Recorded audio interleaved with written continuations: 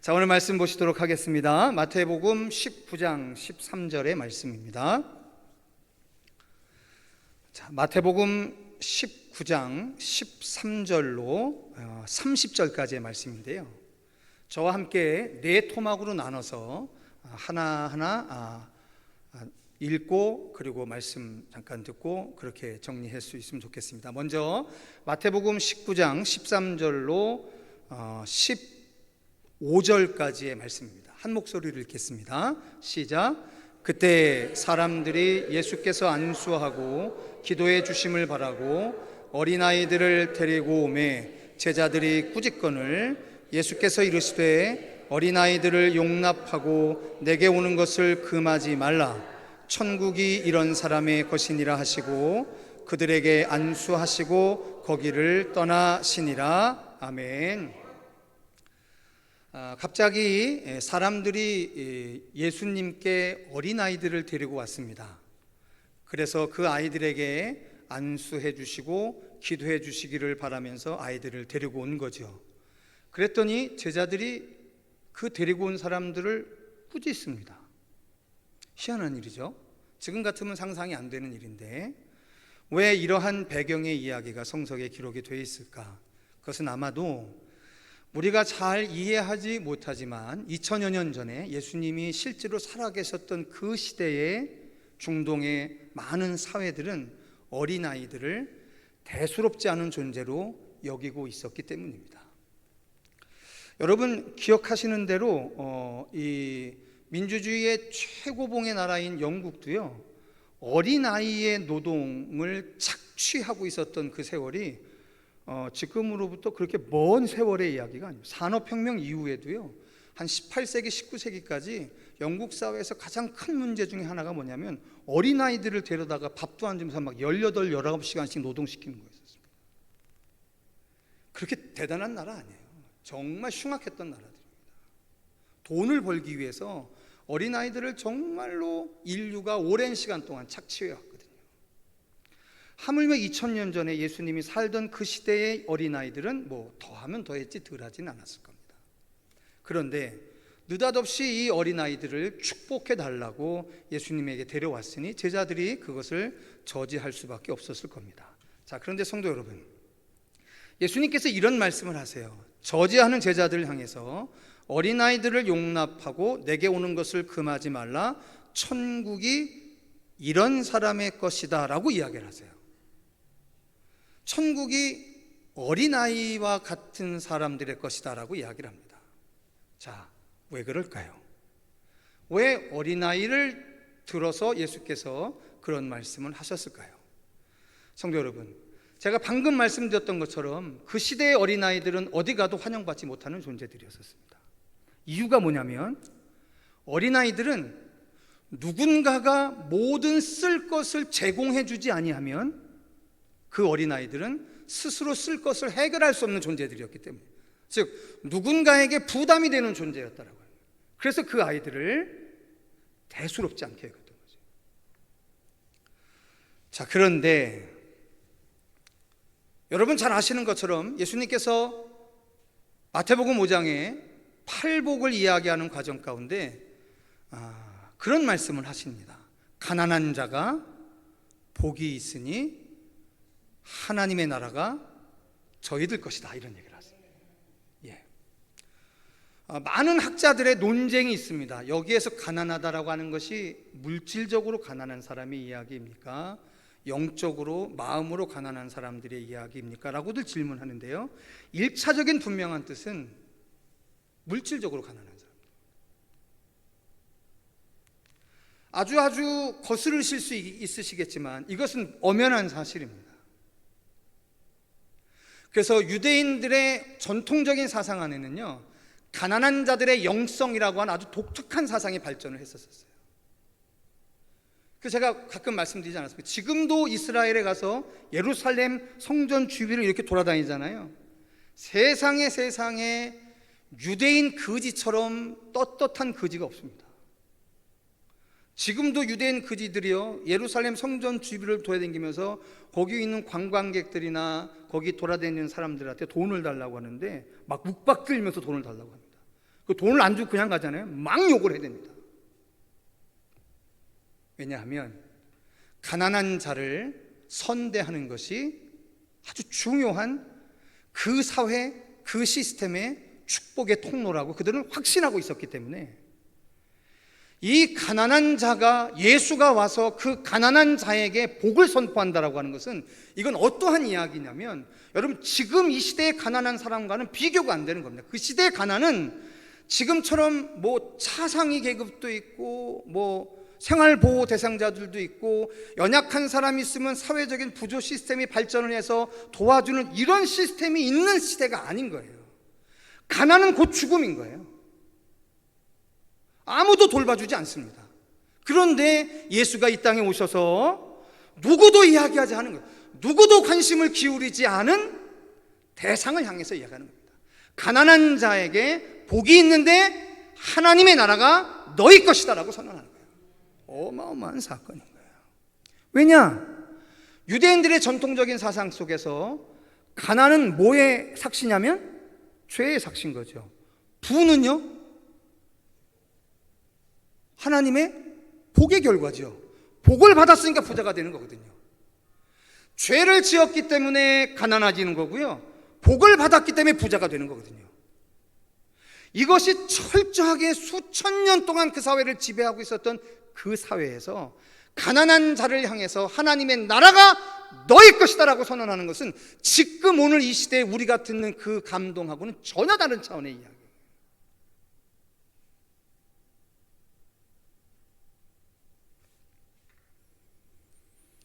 다시 말씀드립니다. 어린아이는 모든 것을 부모가 제공하는 것을 누릴 수밖에 없는 존재들이에요. 그래서 그 아이들은 선물 받는 것을 참 좋아하고 당연히 여기고 기쁘게 여기고 소망스럽게 여겨요. 그런데 희한하게 어른들은 누군가가 아무 말 없이 선물을 주면 첫 번째 반응이 왜요? 하죠. 예수 그리스도를 말미암아 이 땅에 비로소 다시금 전개되어진 하나님의 나라는 하나님의 나라를 선물로 받는 것이다라고 하는 어린아이와 같은 믿음이 없이는 받을 수 없는 것이다라고 하는 거예요.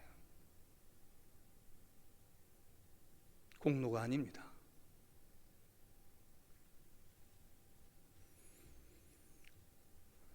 이렇게 천천히 시작해도 오늘 우리에게 예수께서 들려주는 말씀은 과히 혁명적이에요. 많은 사람들이 보수적인 기독교인들을 되게 답답하다라고 하는데요, 여러분, 보수적인 기독교인들, 즉 말씀을 말씀대로 살아가는 기독교인들만큼 혁명적인 인생이 없습니다.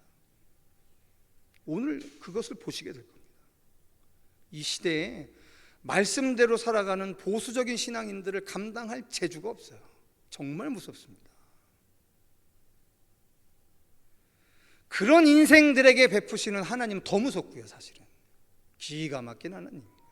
자, 우리 두 번째 단락의 말씀 읽겠습니다. 우리 다 같이 16절부터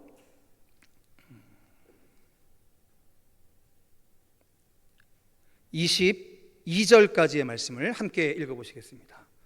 함께 23절까지 24절까지 같이 읽겠습니다. 16절부터입니다. 시작. 어떤 사람이 주께 와서 이르되 선생님이여 내가 무슨 선한 일을 하여야 영생을 얻으리이까?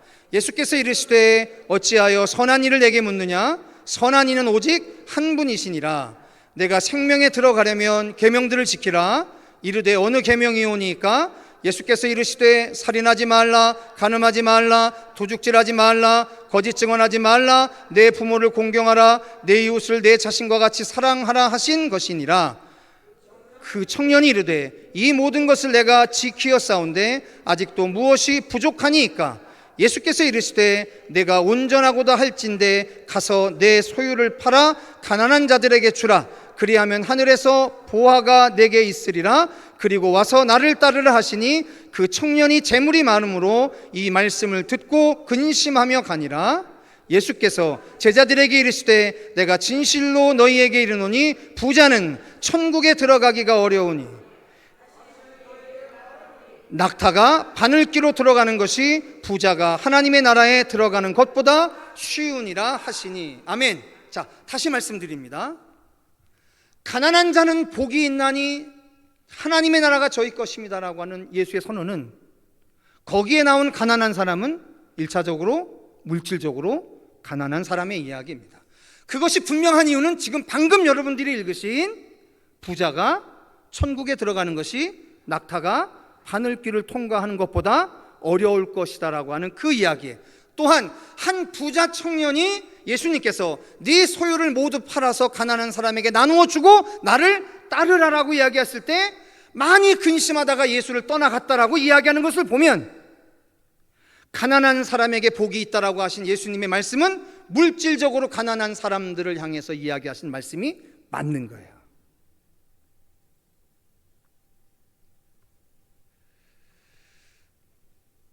죄송하지만 말씀은 그렇습니다. 자, 성도 여러분, 어린아이와 같은 믿음을 딱 이야기하시는데 갑자기 부자 청년이 나타나서 이렇게 물어요. 선생님이여, 내가 무슨 선한 일을 하여야 영생을 얻으리이까? 이 질문 안에 인류의 수천 년의 하나님을 향한 오해가 고스란히 녹아 있습니다. 영생이라고 하는 하나님의 나라를 얻기 위하여 내가 무슨 일을 해야 합니까? 라고 묻습니다. 여전히 하나님의 나라는 내가 한 행위의 대가라고 생각하고 있는 거죠.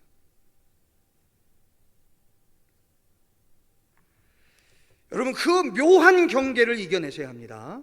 그러면 목사님, 선한 일, 착한 일 같은 거 하지 말라라고 하는 것입니까? 이 참 오래된 질문에 대한 이야기. 여러분, 우리 그런 거 있잖아요. 이게 말로 다 설명할 수 없으나 우리가 이야기하려고 하는 것이 있잖아요. 근데 세상은 왜 이렇게 똑같이 접근하는지 몰라요. 영생을 얻기 위해서 내가 무슨 일을 해야 합니까? 라고 하는 이야기를 하는 거예요.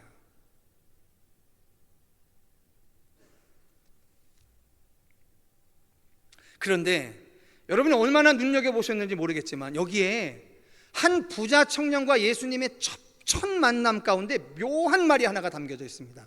그게 바로 뭐냐면, 선생님이여, 내가 무슨 선한 일을 하여야 영생을 얻으리까? 라고 했더니 예수가 뭐라고 대답하시냐면, 선한 일을 내게 묻느냐? 선한 이는 오직 한 분이 있어. 이렇게 얘기합니다. 요건 마태복음에 그렇게 쓰여 있는 거고요, 평행 본문인 마가복음하고 누가복음은 똑같은 내용인데 아주 다르게 이야기합니다. 뭐라고 되어 있냐면, 들어보십시오. 이게 되게 중요한 이야기입니다. 한 부자 청년이 뭐라고 하냐면, 선한 선생님이여, 내가 무엇을 하여야 영생을 얻으리까? 라고 합니다. 그러니까 마태복음에서는 선한 일이라고 이야기하는데 마가복음과 누가복음은 선한 선생님이여라고 예수를 칭하는 거예요. 그러자 예수께서 뭐라고 얘기하시냐면, 하나님 이외에는 선한 분이 없거늘 왜 나를 선하다라고 말하느냐라고 꾸짖는 장면이 나오는 겁니다. 자, 많은 이단들, 죄송합니다, 실명을 거론하겠습니다. 제치를 안 시키든 여호와 증인이든 신천지든 우리가 알고 있는 기본적인 이 이단들은 이걸 가지고 뭐라고 얘기하는 거냐면, 이렇게 보아라, 예수님도 자기를 하나님보다 못한 존재라고 이야기하지 않느냐. 부자 청년이 선한 선생이여라고 얘기했더니 너 하나님 한 분밖에 선한 분이 없는데 왜 나를 선하다라고 얘기해? 이렇게 이해하는 걸 보면 예수님도 성부 하나님과 자신이 같은 존재가 아니라는 것을 이야기하지 않느냐고. 그러니 성자 예수님은 하나님의 피조물인 거야, 하나님이 아니라. 이게 신천지, 여호와 증인, 제칠하신, 걔네들 이게 다 하는 얘기, 다 똑같은 교회에 있는 거 아닙니까? 첫 번째 피조물, first creature라고 이야기하는 거예요, 예수가. 근데 우리 같은 정통교단은 뭐라고? 예수가 하나님이라고. 그럼 이게 뭐냐는 거죠. 예, 이건 아주 간단한 이야기입니다. 왜 예수께서 이런 말씀하셨을까요? 예수님은 지상에서 살아가는 모든 날 동안 그가 행하시는 모든 일, 그가 행하시는 모든 말, 모든 이적과 기적을 베푸시는 모든 출처를 자기 안에 내주하신 하나님 때문에 일어나는 일이라 말씀하세요. 아멘? 이거 분명하지 않습니까? 예수님은 늘 그러셨습니다. 내 안에 계신 아버지께서 하라 하시는 말씀을 내가 하는 거고, 내 안에 계신 아버지께서 하라 행하시는 일을 내가 하는 거라고 했죠. 그렇지 않습니까? 이것은 무슨 얘기냐면, 하나님이신 성자 예수님께서 육신을 입고 죄악이 관영한 이 세상에 존재하는 방식이 어떠해야만 하느냐에 대한 이야기인 거예요.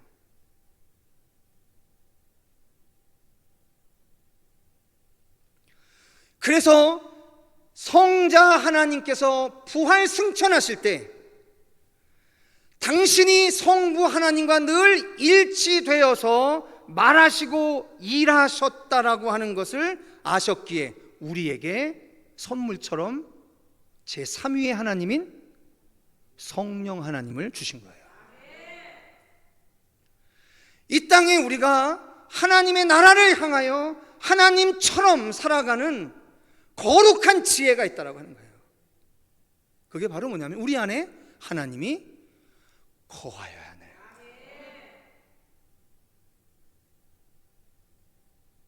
성도 여러분, 이게 아니라니까요. 하나님이 여기에 계세요. 그래서 내가 열심히 손을 내밀어서 그분을 잡을 수 있고 잡지 못하고 얘기가 아니라는 거예요. 내가 열심히 뭔가 추구해서 바깥에 있는 하나님을 붙잡을 수 있고 붙잡을 수 없고의 이야기가 아니라는 거예요. 오늘 이 땅에서 하나님의 나라를 향해 종말론적인 인생을 위해 부름받은 우리의 인생이 승리하며 살아가는 방법이 뭐냐? 우리 안에 내주하신 성령 하나님이 시키는 말을 하고 명하시는 행동을 하고 판단을 하고 결정을 하는 거예요. 아멘.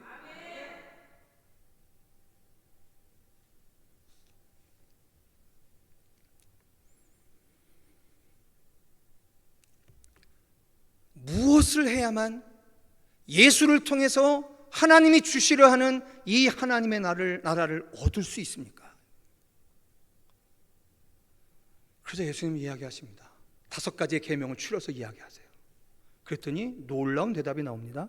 부자 청년이 그걸 어려서부터 다 지켰답니다. 근데 여러분, 똑같은 평행 본문인 누가복음에 보면 이 부분에 독특한 말이 하나 기록이 되어 있어요. 예수님께서 마음으로 그를 사랑하시오라는 표현이 있어요. 예수께서 그렇게 다가온 부자 청년의 그 삶을 누구보다도 잘 아셨겠죠. 그리고 무엇을 하여야 주님이 주시려고 하는 그 하나님의 나라를 받을 수 있습니까? 라고 하는 그 질문에 대해서 얼마나 주고 싶으셨겠어요. 너무너무 잘 살아온 사람이거든요. 기가 막히게 잘 살아온 사람이거든요. 그런데 예수님의 말을 듣고 근심합니다. 이게 결정적인 거죠. 예수의 말을 듣고 근심해요. 우리는 주님의 음성을 들려주십시오, 주님의 음성을 들려주십시오라고 이야기하는데 막상 주님이 음성으로 나에게 나타나 말씀하십니다. 이렇게 하라고. 그런데 그게 나의 판단, 나의 믿음의 수준을 넘어가면 그때부터 뭘 하냐면 근심합니다. 여러분, 함부로 하나님의 음성 들려달라는 얘기 하지 마세요. 무슨 얘기를 할 줄 알고 여러분들 함부로 하나님한테 음성 들려달라고 얘기합니까? 이 부자 청년처럼 네가 가진 모든 것들을 팔아서 가난한 자들에게 주고 나를 따르라 하면 어떻게 하시려고 자꾸만 이야기를 물어보셔요.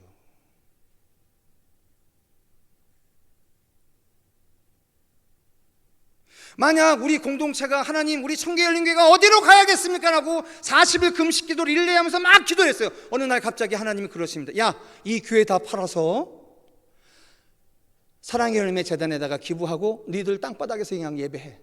청계천 거기 날마다 주위마다 저기 비어 있으니까 거기 가서 그냥 앉아서 대충 해. 어쩌시려고 해요? 솔직히 우리가 하나님이 우리에게 하시려고 하는 말씀 대충 다 쳐놓고 이야기하지 않습니까? 근데 만약에 이렇게 이야기하시면 어떻게 하실 건데요? 죄송합니다. 장로님, 만약에 말입니다, 하나님이 장로님이 깊이 새벽에 기도하는데 야, 사업 때려치고 내일 캄보디아로 선교가, 어떻게 하실 거예요? 아멘? 와우. 난 음식이 안 맞아서 못 가요. 난 하나님 진짜 무서워요. 알아갈수록 무서워요. 난 무슨 말을 하실까봐 어디로 튈지 모르는 분이기 때문에. 이거는 뭐 그 25년 만에 자식 주시고 느닷없이 얘를 갖다가 바치라고 하지 않나? 에? 뒤에는 애굽의 군대가 막 달려오고 양쪽엔 다 막혀 있는데 갑자기 홍해를 향해서 가라고 하질 않나? 난 하나님이 무슨 말 할까 난 솔직히 겁나거든요.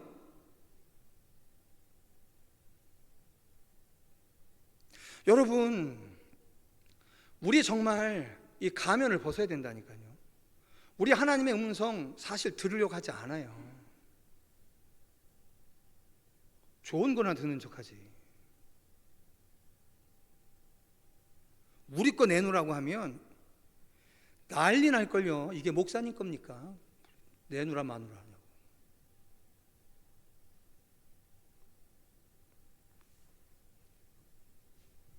더 기가 막힌 애잖아요.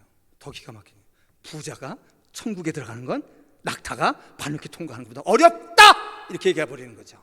와우. 아주 못을 박잖아요. 어떻게 하실래요? 여러분들 어떻게 하시겠냐고요?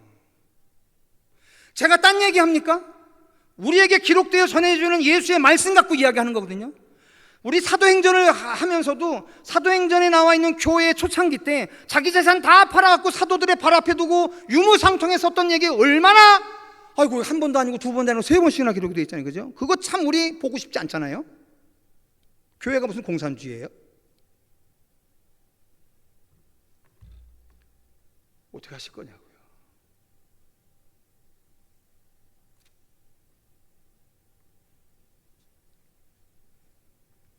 그런데 철없는 수제자가 마지막 방점을 찍습니다.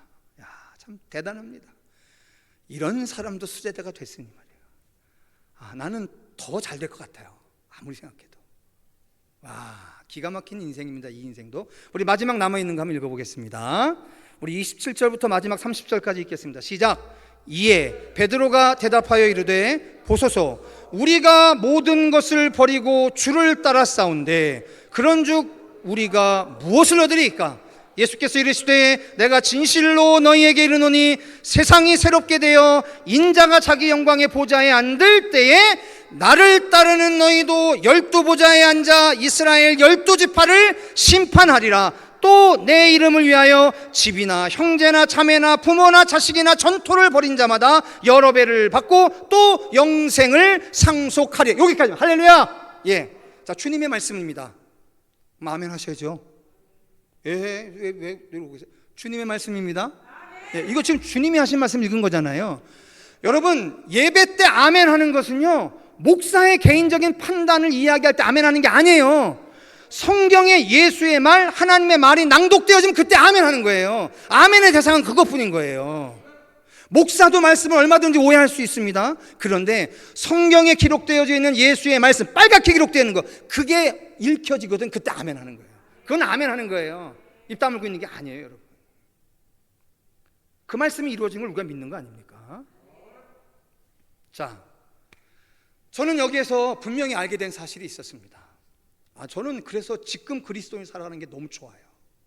뭐가 좋으냐면, 여러분, 예수님이 부활 승천하시고 엠마오로 가는 그 상황에서 우리에게 영원의 시간을 향해서 던져주신 너무너무 귀한 말씀 있지 않습니까? 너희들은 본고로 믿느냐? 보지 않고 믿는 자가 복되다를. 자, 2000년 전에 사도들이 복됩니까? 우리가 복됩니까? 예, 명백한 겁니다. 우리가 초대교회를 본받고 초대교회로 가는 게 아니라니까요, 여러분. 오늘 우리가 이 시대의 교회를 이루고 그 초대교회 시대부터 더 위대한 일을 얼마든지 할 수 있는 거예요. 우리는 보지 않고 믿거든요.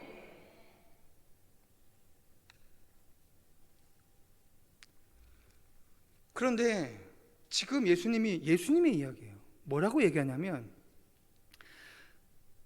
나를 따르는 너희도 12 보좌에 앉아 이스라엘 12지파를 뭐 한다고 해요? 예. 우리 지난 주간 금요 성령 기도회 때 요한계시록 기억나십니까? 우리가 요한계시록 읽어오면서 여러분 얼마 되지 않았어요. 4장 5장을 통해서 열려진 하늘의 문을 통해서 사도 요한이 하늘에서 이루어지는 영원한 예배의 영광을 보는 장면이 나옵니다. 거기에 24장로가 하나님의 보좌의 심판에 앉아서 하나님이 심판하실 때 같이 심판하고 있단 말이죠. 근데 지금 뭐라고 이야기하는 거냐면, 나를 위하여 모든 것을 버리고 따른 너희들은 하나님의 마지막 날에 내가 구원받았을까 구원받지 못했을까라고 하는 그 정도의 삶으로 있는 게 아니라, 세상을 심판하시는 하나님 그 옆에 앉아 12지파를 심판한다라고 이야기하시는 거예요. 여러분, 이게 상황이 다르지 않습니까? 자, 사도로 살아가는 사람들에게 주신 종말론적인 축복이 이게 돼 있는 거 아니에요? 그런데 우리는 분명히 사도행전을 통해서 알았습니다. 이 시대에 사도는 존재하지 않는다. 이 시대는 사도적인 삶을 살아가는 사람만이 존재하는 것뿐이에요. 그죠? 사도적인 삶이 뭡니까? 예수가 그리스도이시고 그분이 부활하시고 승천하시고 다시 오실 것이라는 것을 증언하는 사람, 이것이 사도적인 삶 아닙니까? 그러면 12사도가 그러한 복을 누린다라고 한다면, 보지 않고 믿고 살아가는 우리들이 사도처럼 살아가는 삶의 끝이 무엇일까? 구원받았을까? 심판받을까? 안 받을까? 그것을 걱정하는 그런 레벨의 인생이 아닌 거죠.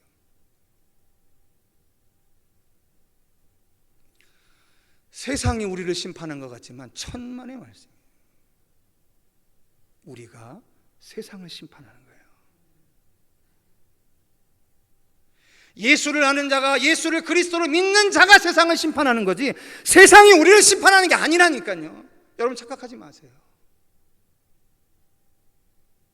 교회의 몇몇 사람이 욕먹을 짓을 하고 교회의 몇몇 사람이 비난받을 짓을 했기 때문에 교회가 목숨처럼 지키고 있는 그 복음을 소유한 우리의 인생이 세상으로부터 심판받는 게 아니라니까요.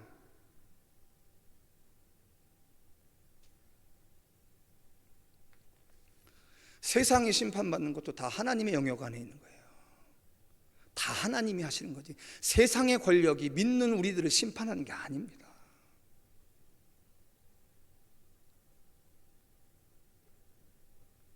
더 웃긴 얘기가 있잖아요. 근데 이거를 여러분 마태복음으로 보면 실감이 안 갑니다. 우리 마가복음 10장으로 한번 잠깐 넘어가 보시겠습니다. 마가복음 10장 30절 한번 찾아가 보시겠습니다.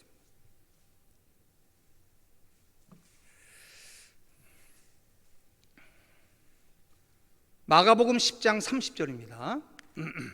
똑같은 이야기인데요, 조금 그 기록이 달라요. 자, 30절 같이 읽습니다. 시작.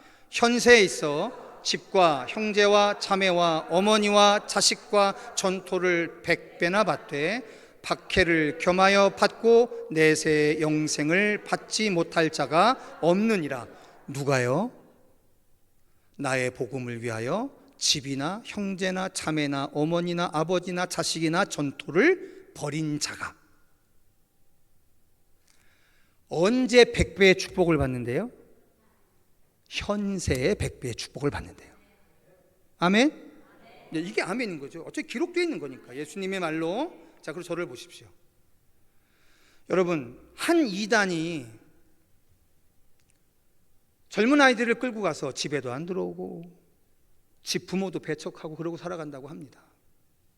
그래서 그게 사회 문제가 되죠. 그죠?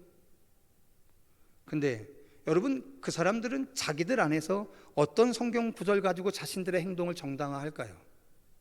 이 구절일 겁니다. 그죠? 제가 또 말씀드리지만 이단들이 전용하는 것처럼 보이는 성경 구절이라 해서 우리가 그것을 의도적으로 빼버리면, 여러분, 이단이 10,000개 생기면 어떻게 하실 거예요? 성경 10,000구절을 없애버려야 되는데.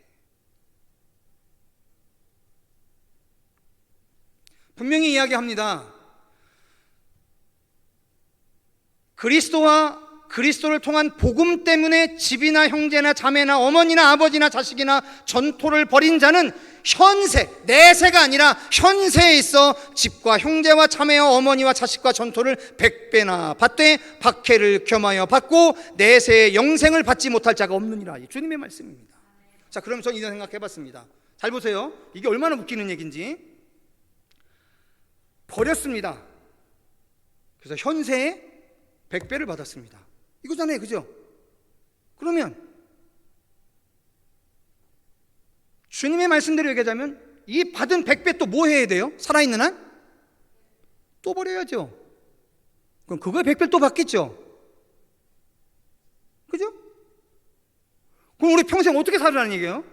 뭔가 주면 홀라당 버리고, 그럼 100배 또 받아서 또 홀라당 버리고 또 100배 받아서 홀라당 버리고, 이거 어떻게 살라는 거예요? 아니, 우리가 지금 읽은 말씀이 버렸기 때문에 100배를 받는다며, 현세에. 그럼 현세에 100배를 받기 위해서 지금 버려야 될 건 아닙니까? 자, 그럼 버렸어요? 100배 받았어요. 그럼 내 인생이 100배에서 끝나고 싶으면 여기서 끝나면 되는 거겠네요? 또 100배 버렸어요. 받은 거. 그럼 거기 또 100배를 받았네. 2번 버렸더니 10,000배가 됐네요. 3번 버리면 1,000,000배가 되고. 이게 크리스찬의 재산 증식 방법이잖아요. 여러분, 이런 이자율을 들어보신 적이 있어요?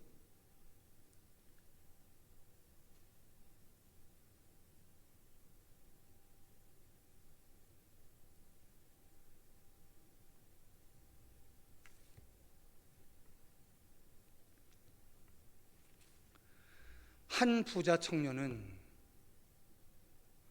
버리지 못했기 때문에 예수와 함께 할 수 없었어요. 지금 예수님의 이 이야기는 크리스찬의 재산 증식 방법을 알려주기 위함이 아닌 거예요. 이 모든 얘기를 통해서 드러나는 딱 한 가지의 것은 뭐냐면, 우리가 예수를 알고 예수와 함께 살아가는 그 삶, 이것이 가장 중요한 거예요. 버리는 게 중요하지 않아요. 버리고 뭐 하래요? 나를 따르라라고요.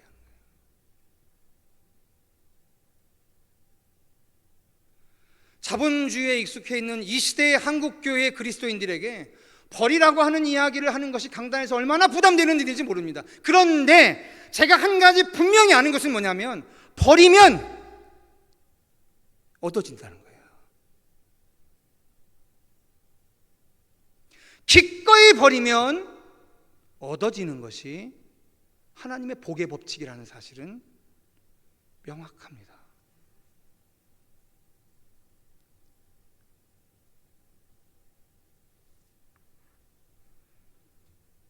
교회가 많이 쌓여져 가기 시작해요. 제가 들었더니 우리 교회를 현재 서울에 있는 서울 한복판에서 이 정도의 땅에다가 이 정도의 교회를 지금 500억이 든답니다. 땅 사고 건물 짓는데. 거짓말이 아닌가 봐요. 진짜 그렇대요.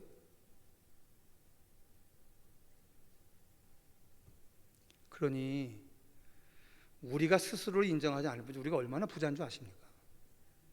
우리가 얼마나 많은 걸 쌓아놓고 있는 줄 아십니까? 우리의 이름으로. 여러분, 큰일 납니다.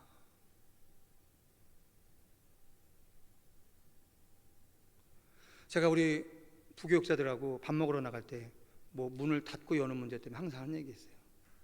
그냥 문 대충 안 닫고 가요. 왜냐? 우리 교회는요, 들어와서 훔쳐갈 게 없어요. 그나마 재산거리가 되는 게 요거거든요. 요거. 와우, 이거 아마 이동비가 더 들 거예요. 이동 설치하는 비가 더 들 거예요. 간단치 않습니다. 그렇다고 장의자 들어가겠어요? 테레비 10년 된 건데 이거 가져가 봐야 돈도 못 받습니다. 우리 참 쌓아놓은 거 없어서 좋아요. 우리 장로님들이 아무리 애쓰고 수고하시는데 참 안타까워요. 우리는 적금 통장 하나 제대로 없어요. 와우. 그런데도 참 잘 놀더만요. 지난 주일날 고기 드시고 너무너무 재밌게 잘 노시더라고요. 아무 걱정 없어요. 우리는 참 좋습니다. 너무너무 행복했어요. 섬기시는 우리 성도들이나. 예, 에어컨이 망가져갖고 참 걱정 많이 했습니다. 권사회 수련회가 얼마 남지 않았는데. 그런데 하나님이 또 우리 안에 또 귀한 분을 세우셔서 에어컨 또 말짱하게 다 고쳐놨어요. 전층을 다. 그리고 아시는지 모르겠지만 지하 2층, 1층, 본당, 조명, 영상, 방송 장비 한두 달 안에 다 교체가 될 겁니다.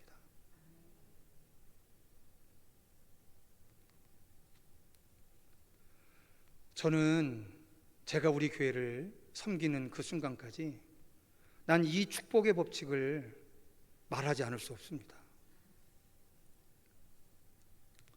여러분, 저는 그리스도인의 부유함을 이렇게 정의하는 사람이에요. 그리스도인의 부유함은 내 주머니 안에 멈춰있는 소유의 양이 아닙니다. 그리스도인의 부는 나를 통해서 스쳐 지나가는 부의 총량을 이야기해요. 근데 사람들이 이거 되게 모르시더라고요. 내 주머니 안에 멈춰져 있는 돈의 양이 내가 누릴 복의 총량이다라고 생각하면 여러분 주머니에 얼마나 들어갈 것 같습니까? 그런데 나를 통해서 스쳐나갈 그 전체적인 재화의 총량이 그게 내가 누릴 재정의 능력의 총량이라고 한다면 여러분 이거 말로 다 못합니다. 그래서 미국의 한 부자는 10의 1조를 하나님한테 드리는 것이 아니라 10의 1조만 가지고도 살 수 있는 인생을 살게 해달라고 기도하고 실제로 그렇게 살지 않았습니까? 10의 9조를 헌금하고 10의 1조를 가지고 살아도 평생 쓰지 못하고 산 인생이 있지 않습니까?